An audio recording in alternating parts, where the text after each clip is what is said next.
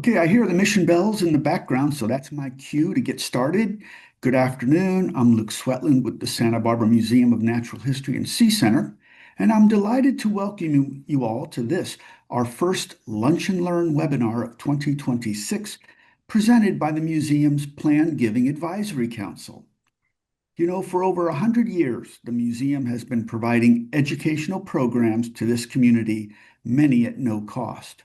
And that includes today's Lunch and Learn, which is designed to help families navigate the complexities that come with dispersing personal possessions after a death in the family.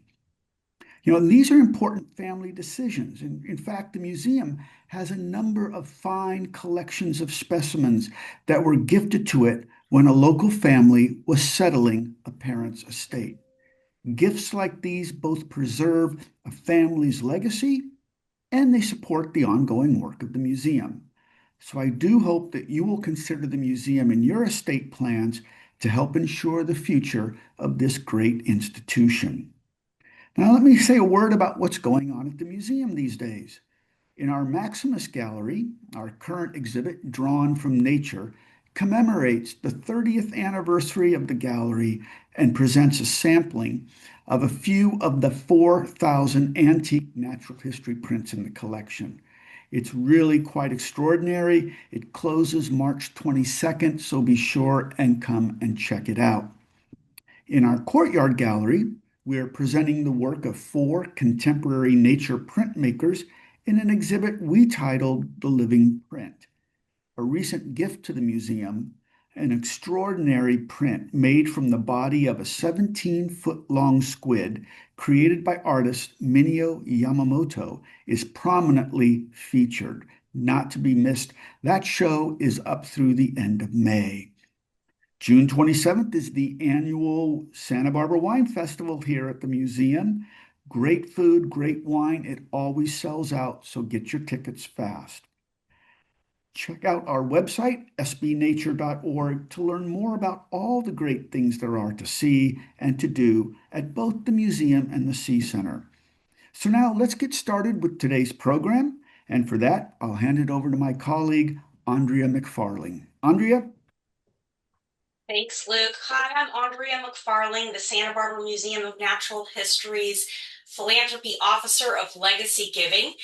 We're happy to share with you this free webinar with helpful information on passing down your personal possessions. Today's webinar is presented by our good friend, Joe Baratta. Time has been allocated at the end for questions. Please place your questions in the chat, which you should see at the bottom of your screen. If you have any technical issues, please reach out to Robert Shutt. His email has also been placed in the chat. This will be recorded and will be sent to anyone who registers, along with the slides from today's webinar, so you can look forward to receiving a copy of the recording.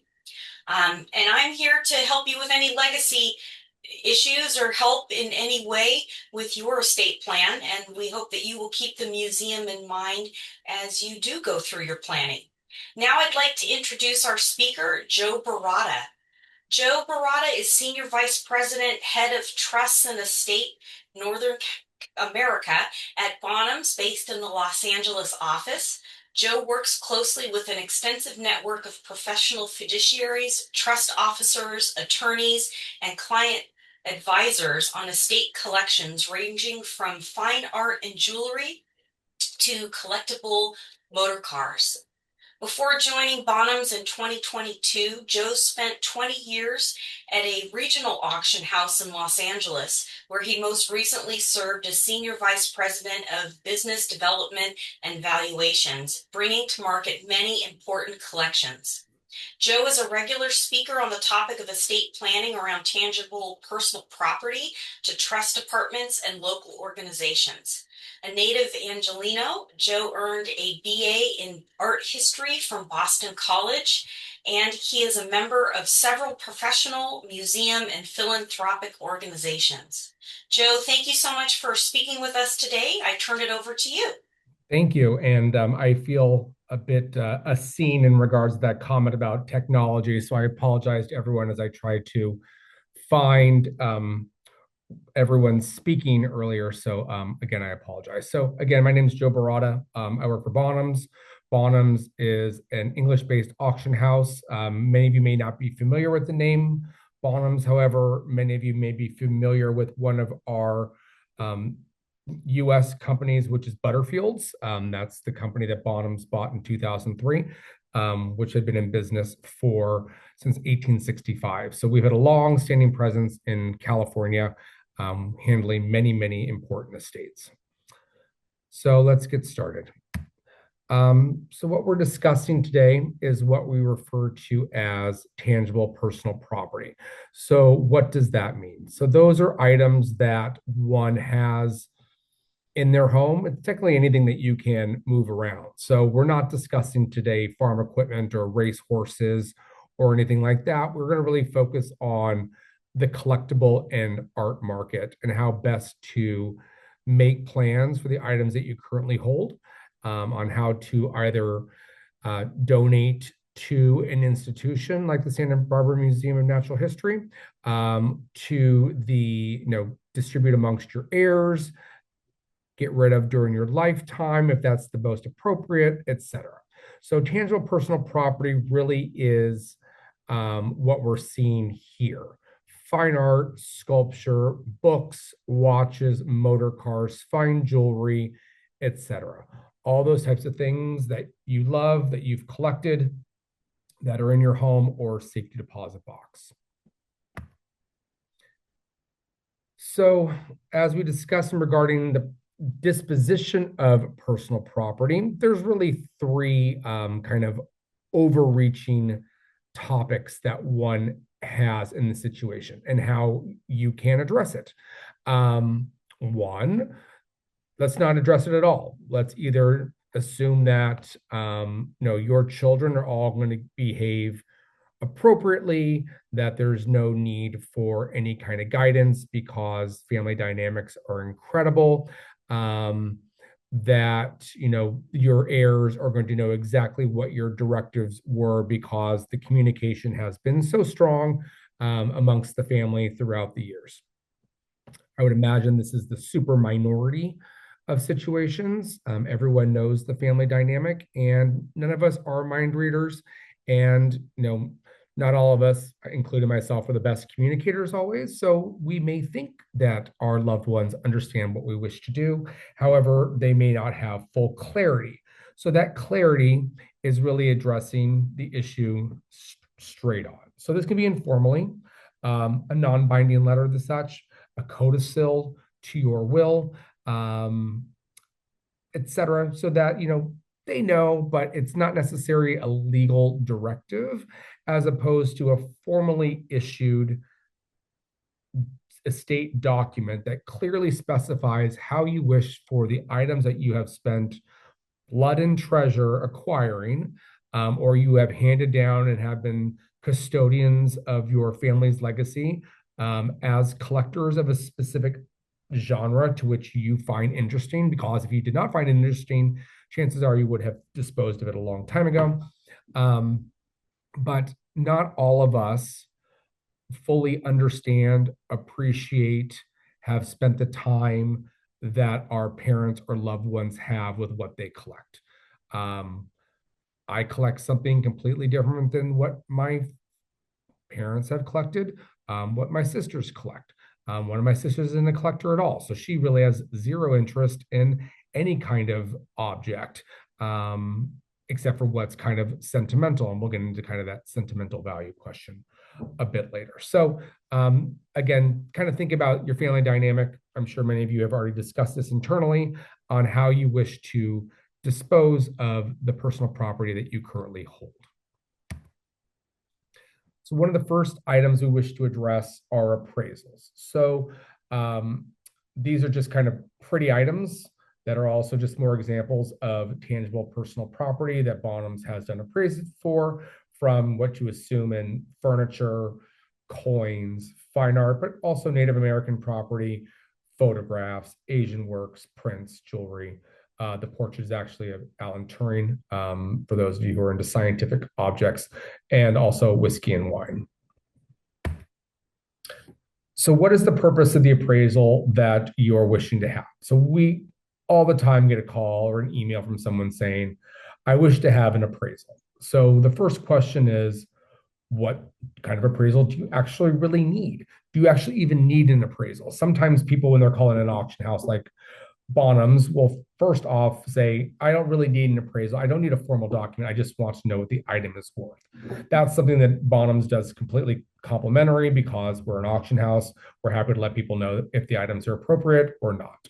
But when they do need an appraisal, what type of appraisal do they need? So the first thing that we ask them is this for a planning situation? Has there been a passing in the family? Are you looking to gift something to an institution or a member of your family? What is the purpose? And then when we start breaking down that purpose, we find out what is exactly needed. So the two types of main appraisals are that we're really just going to discuss, because this is kind of the overreaching umbrella of appraisals that are done. Fair market value, which by the IRS is, like it says here, willing buyer, willing seller, neither under a compulsion wish to sell, all relevant information known. Fair market value would be anything from a charitable, non-cash contribution appraisal, which is something that you would give to an institution like the Natural History Museum, or in a situation where you're paying estate tax, or you're filing what's called the 706, which is an IRS form, and we'll get to that quickly. The other one is retail replacement value. That is your insurance value. That is if there has been a total loss or a damage to the object or the collection, what is the highest value that one would get? This is required by your insurance companies. This is usually scheduled as personal property because your umbrella policy may not cover this. What's important when we talk about insurance appraisals is that you do try to achieve the highest value. So if the market is in a gallery setting, you want to make sure you're using gallery prices. And as we all live in California, you also want to make sure you're including California sales tax, because if you're looking at a $100,000 item and God forbid there was a loss, you don't want to be short of that, almost $10,000 in the sales tax that would be needed to replace this. Down below, we have a little symbol in the middle, what we call USPAP. That's the Uniform Standards Professional Appraisal Practice. This is an organization to which the three major appraisal organizations follow guidelines in order to prepare appraisals that are appropriate for the IRS.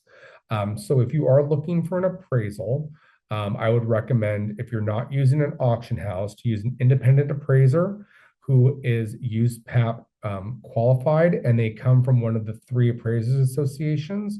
That is the AAA, the Appraisers Association of America, the ASA, the American Society of Appraisers, or the ISA, the International Society of Appraisers. They all have websites. They all have listings of what each specialist is known for, and the range to where you live to where they would be appropriate. So again, just looking at the definitions here for what fair market value is and retail replacement value. The top is actually a documented definition by the IRS. The retail replacement values was defined by one of the three appraisal societies, the ISA. Here's your 706 form. So this is the estate tax form that one would file upon the death of the first spouse, as well as the death of the final spouse. This is a form that takes into account all of one's assets. So it's not just your tangible personal property, it's also the real estate, any small business ownership, stocks, bond portfolios, etc. These are all the assets to which one owns. Your tax preparer or this trust tax preparer would staple all appraisals to this and fill in the lines as appropriate on what the values are. Now, the way that, if those of you who may not know, the way that estate tax works is you're actually only paying estate tax once you are above the stated threshold for, as dictated by the IRS. In 2026, we're at $15 million a person. So if both people were to pass away in 2026, the estate would have to be valued at over $30 million in order to hit that estate tax. However, the IRS wants to know all the assets, so your tax preparer would file the appraisal with this document. So here is a sample of an appraisal. So what makes an appraisal qualified? I think the bullet points here are pretty clear, especially in regards of what the document shows. We obviously want to see, as does the IRS, want to see the item that you are actually describing. So a photograph attached in the document is very important. They want to know the dimensions. Bigger is not always better, but chances are a larger picture may be worth more than a smaller picture. Medium, if it's an original work versus a print or multiple. The country of origin, especially by the artist. Comparable market data, when that's appropriate for any item that is going to be valued at $50,000 or more. You need to have all comparables enclosed so that the IRS Art Advisory Panel has full transparency on how one came up with the value, etc. Now, the first three are just a little more subjective, but are really important, and we'll kind of discuss this as the presentation goes on. But one of the most important things is that the appraiser is independent and impartial.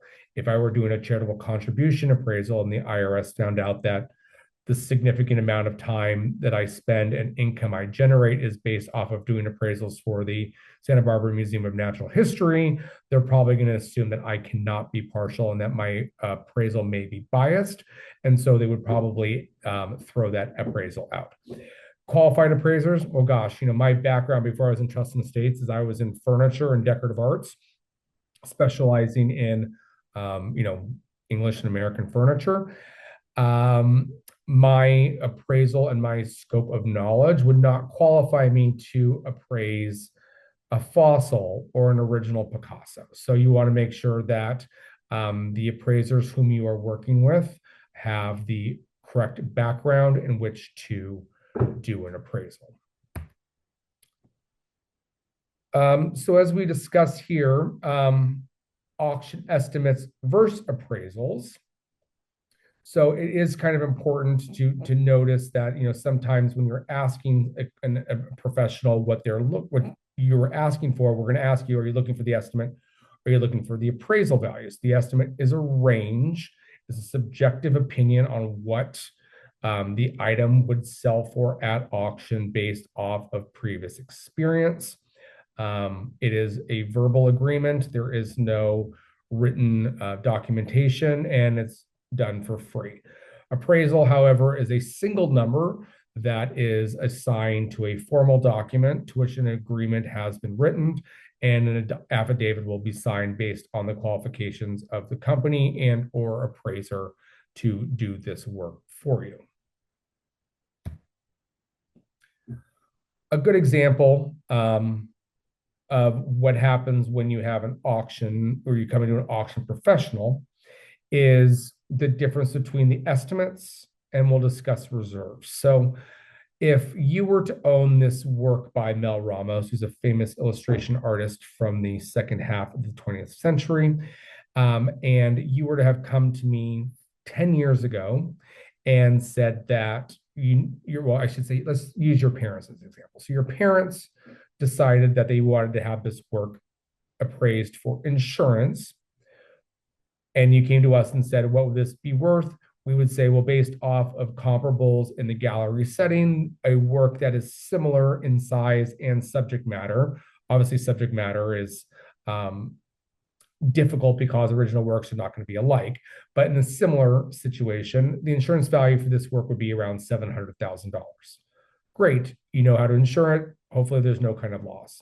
Well, here we go. And both parents happen to have passed away in the 10 years since the insurance value was done. You've now hired an appraiser to do the estate tax appraisal, whether there's an estate tax or not. But now you know that the fair market value is $520,000. So first thing you may say is, well, how has this work decreased in 10 years? And I would most likely respond, well, we're looking at two different values here. The insurance value includes the brick and mortar cost, what it costs to do business, sales tax. Fair market value is, what an auction price would be, including the buyer's premium. And then we can discuss obviously how taste can change over a decade. And so our fair market value would be $520,000. So now you have the choice of whether, because the trust dictates, you can either have an item or you can have the cash equivalent. What do I want? So you're like, well, I think I really, really love this work. It fits perfectly in my aesthetic. I'm going to take the painting over the cash. Well, 10 years later, maybe you have grandchildren coming around. Maybe this isn't the most appropriate, image to have in a family environment with young children. You say, well, maybe I should sell this item. So you come back to Bonhams and you say, gosh, we've really loved this work, but it's time to move on from it. What would you sell it for? And I would say, well, we really love this work too. We're glad we're getting to see it again for the third time. And hopefully we can place it with a new person who will appreciate it. Your auction estimate will be $400,000 to $600,000. So now you're saying, oh gosh, I could have taken the $520,000 in cash and utilized that for whatever maybe. Or now I've taken this picture and there's a chance that I may only sell it at $400,000 or the reserve. So the reserve is the minimum price set in order which you would let a painting sell. It's often a bid below the auction estimate. So say your reserve is only $380,000. Now you're saying, oh gosh, there's a $140,000 possible loss that I may have taken by taking the picture rather than the cash itself. And then we obviously have to include what one does with the storage, conservation, hanging, further insurance on this work. Chances are it's going to be more than what you took as the $520,000. So that's just kind of a little case example for inside baseball lingo with the auction houses, that if you were to wish to sell or you're doing an appraisal, these are the types of things that do come up. So going back to what makes an appraiser qualified, I think here it's important to note, especially if there's a charitable contribution situation, the appraisal for charitable contribution especially must be obtained by the donor. It is not the role for the institution to which you would be donating a work to be for them to actually hire the appraisal. It's your responsibility as a donor. So coming back to communication, whether you're doing something in your life or you're doing something as part of your trust, you want to make sure that if you are hoping to donate your collection or a single item of quite importance to an institution, that there are a few things. One, will the institution accept it? They pretty much have clear mission statements that these are the types of works for which they're looking. If you have a dog collection, they're probably not going to go to the Natural History Museum. There's also a thing, what's known as related use. Related use is basically not an issue when it comes to museums most often, but it's an issue if you wish to donate an object to the Boys and Girls Club, or you wish to donate something to the local hospital like Cottage Hospital.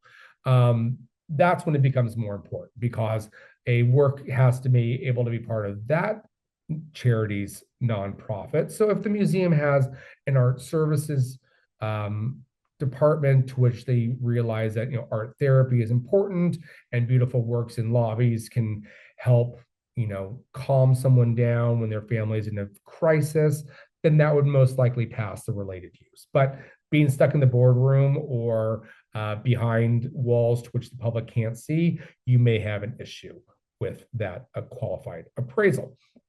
Another thing which is kind of crazy to even think in 2025, but Obviously, it happened enough that they had to make it a note. The appraisal fee is not based on the percentage of the appraised value. It is a contract that you have with the appraiser based off of either a flat fee or a rate by the hour.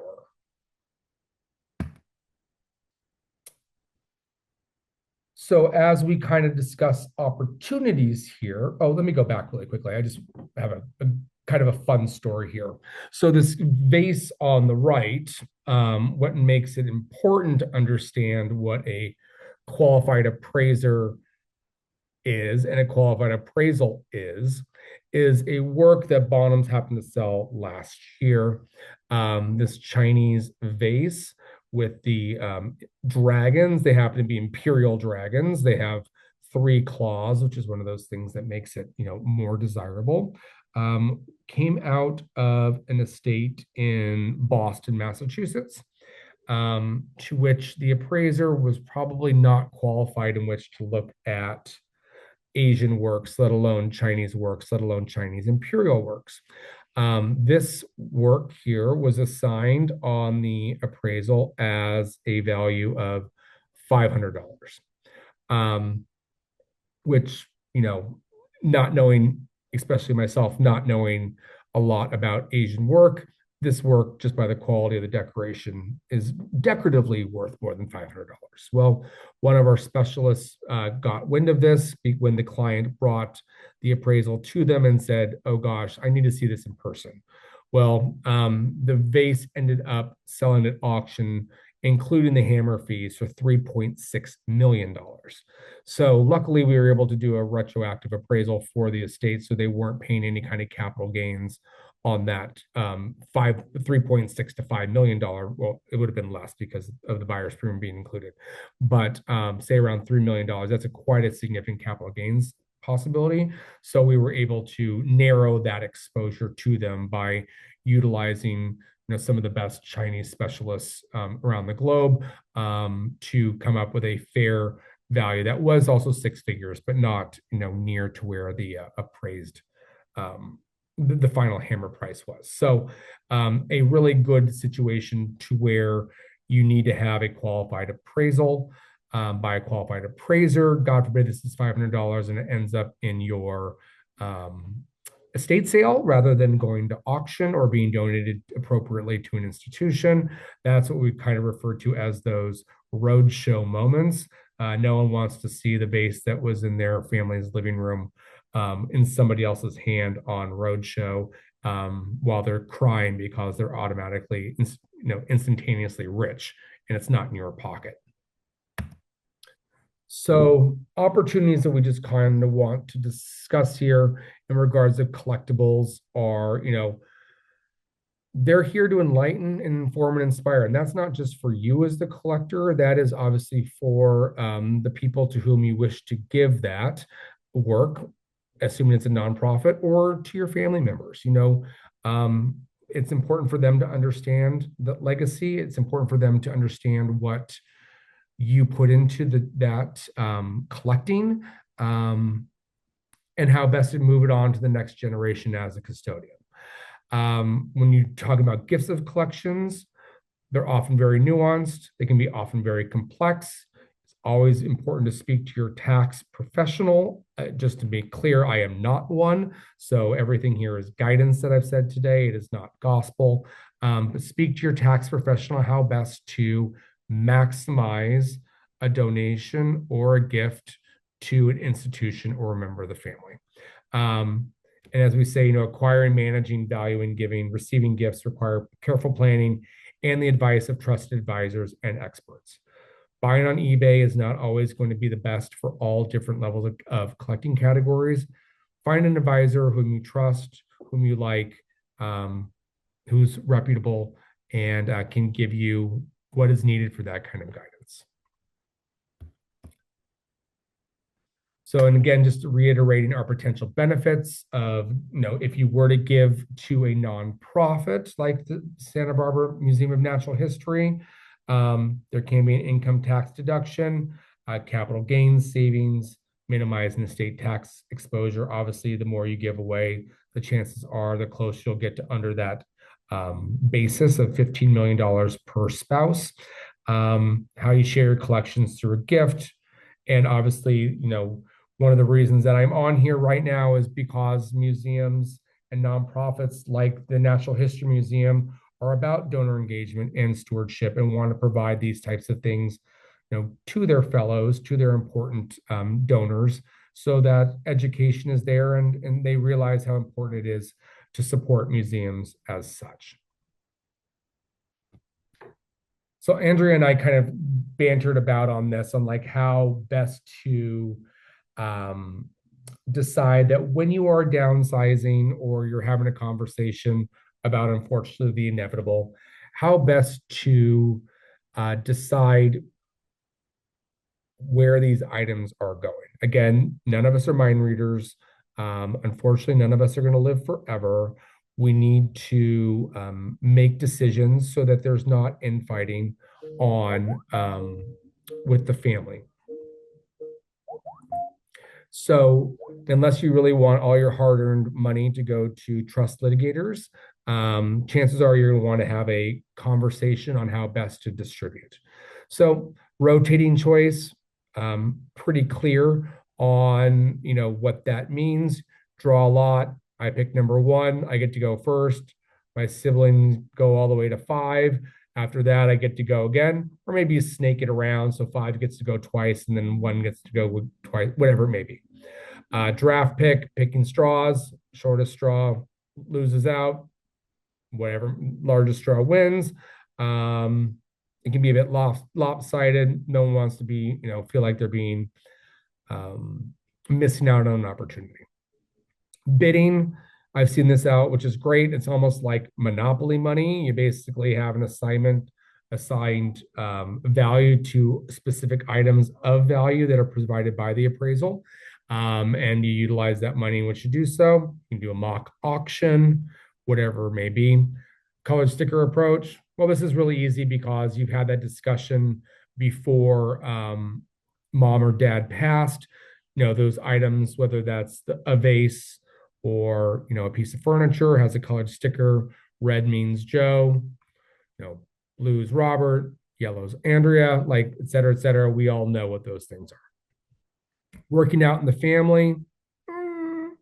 Again, I think it all depends on the family dynamic on how best to do this. Now, other things that can be done regarding distribution is when you're talking about the top value items, or items that do really have sentimental value rather than material value, is that conversation that goes ahead. And those conversations can be, hey, these were your grandmother's items. This was the bracelet your dad gave to me on our 25th anniversary. This is the first car that I ever collected.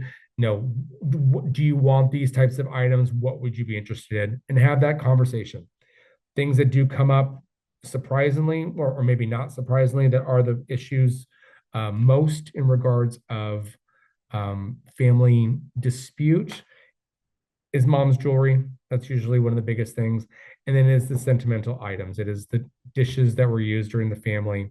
It was the, an item that was brought back from a trip that the whole family went on. Like, who gets to keep that?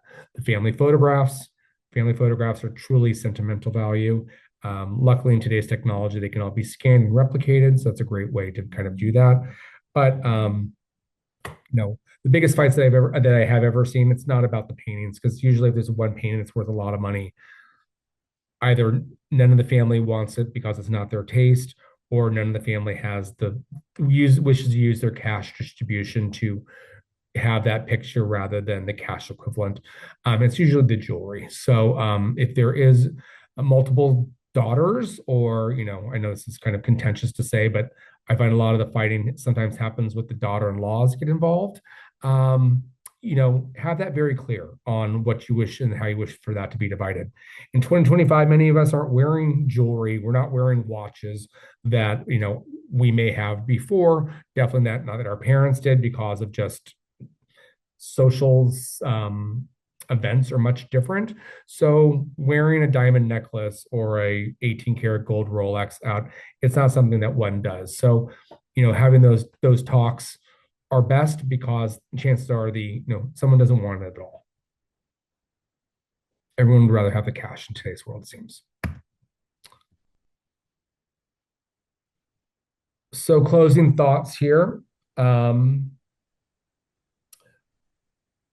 you want to kind of jump in with me, or you just want me to kind of run with this here? Hi there, I'm on. Hi.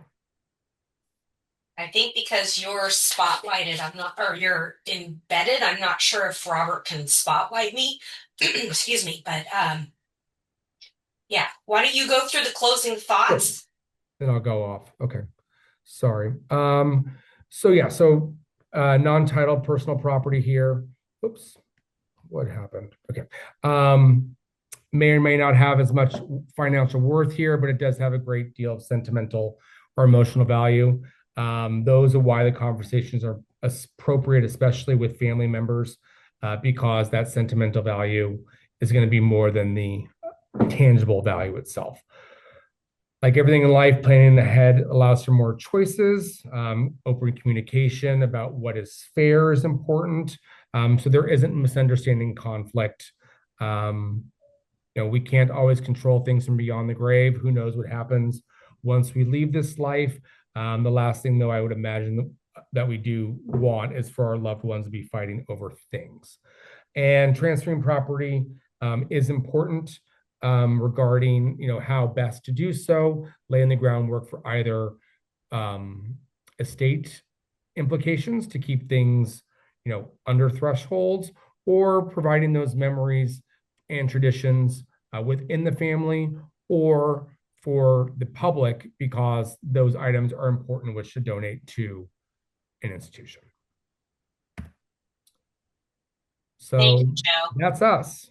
So appreciate your talk, and I think a lot of it is planning ahead, right? It's a lot of it is thinking about how you want your wishes to be known, your values to be understood by your loved ones.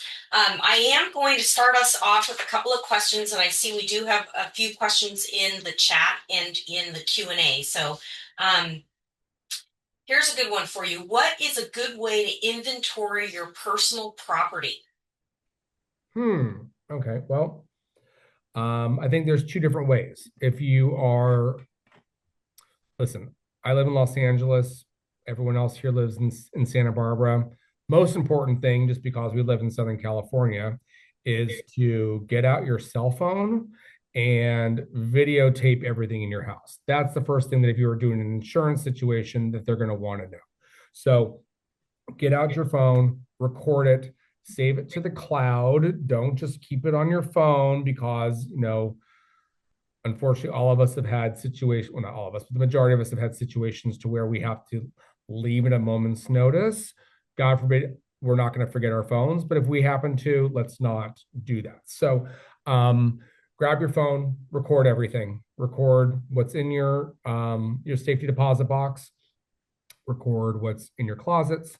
Record what's in your china cabinet, what's on your walls, etc. That's the most important thing, because chances are you're not going to really get around to making an inventory list of everything that is there unless you decide you wish to hire an appraiser. And an appraisal is not always an inventory. So I want to make that very clear. But appraisers can do that, especially if it is for insurance reasons. For estate reasons, it might be you may be doing more work, or your estate may be doing more work as an inventory that's not necessary, because the IRS is only requiring a value of an item at $3,000 or more to be listed individually. The rest can be grouped. So unless you're really doing something for equitable distribution, an inventory in an estate situation is not always needed. It could be more money than need be. But because we all live in high fire situations, and our cell phones are always on us, grab your phone and do that. You have a better chance of getting that done on a rainy afternoon than you will actually getting a full inventory done. Yeah, great.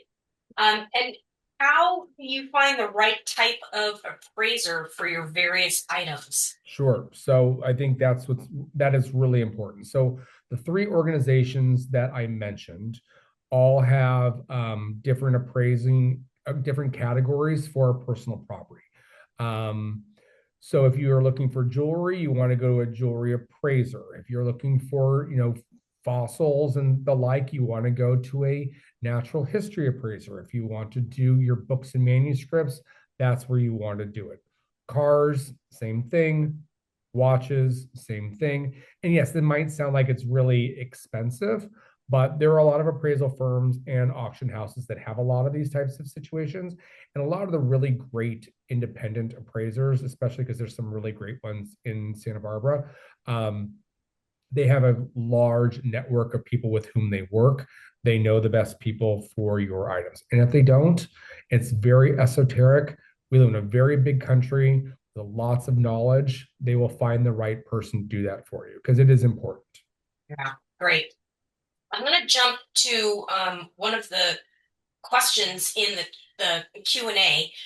What do you do? What if you don't have a clue where to start? Your mom has Alzheimer's, your grandmother passed away over a decade ago, and no real information was told to you, but that these vases, pictures, etc., are quote unquote important. Sure. Well, we all made it through pandemic, not only using basically our cell phones and emails. Shoot me a picture. Shoot someone a picture on, what the item is. We'll be honest. We'll say like this is something that's really incredible, or it's something that is best to sell more regionally, or donate or give to a thrift shop, whatever it may be. When things are said that they're valuable by a family member, especially like a grandparent, a lot of family history, family lore, how things came about,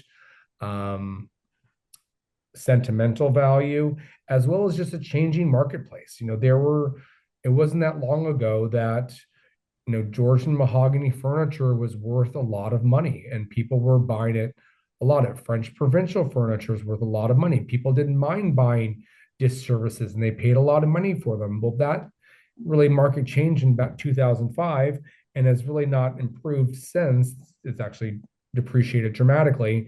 And so, yes, it might have been worth a lot of money, or the last time your family did an appraisal was when your grandparent passed in 2005, and that insurance company has just automatically increased that number every like 2 to 3% every year. So all of a sudden, after 30 years, well, I guess in 2005 would be 20 years, but you would all of a sudden now have a much higher value just on that base, rather than if you had an appraisal done in 2020, which would have brought that back to a more realistic pricing for today's world. So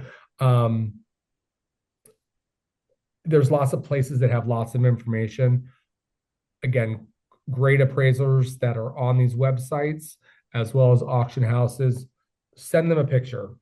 You'll know how quickly they respond based on how important that work is.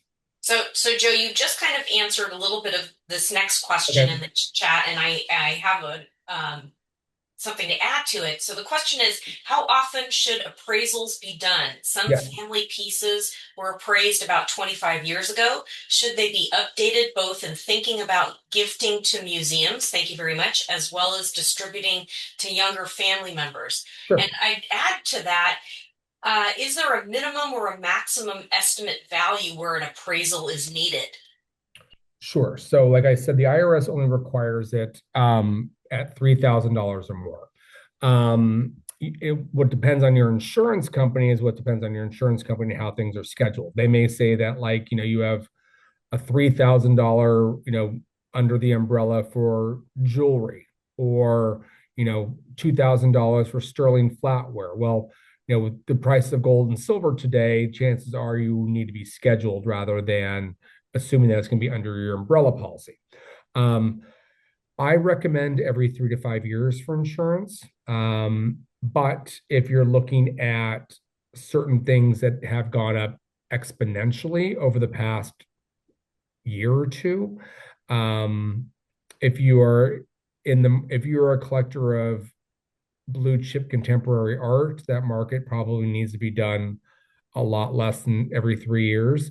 If you have a very large collection of jewelry, the price of gold's it has almost doubled in a year. So actually, maybe even more. Chances are you're going to be underinsured on that. So if you have a really nice 18 karat gold bracelet that you bought in Italy, in the 70s, and they were using really heavy gold there, you could be walking around with, thousands, if not tens of thousands of dollars on your wrist, to which you might be underinsured because just the value of the material has gone up significantly. There are also things like colored stones that have gone up significantly in the past 5 years, definitely in the past decade, whereas the diamond market's actually gone down. So, retail on jewelry is still quite expensive, in comparison to what the fair market value would be. So if you're looking for retail, it's obviously okay to keep it high on a diamond. But if you're looking kind of at a fair market or trying to be an equitable distribution with the rise of the lab grown diamonds, stones under 5 carats are not as desirable. So that price has gone down for colorless diamonds. So I think that's a very long answer to a direct question, but I think 3 to 5 years is kind of your sweet spot for reassessing an appraisal. Yeah, it definitely depends on the item. Thank you. So here's another question. Is there any reason to get an item evaluated after death of the estate if being gifted to a museum, no children or others? Can you repeat that one more time?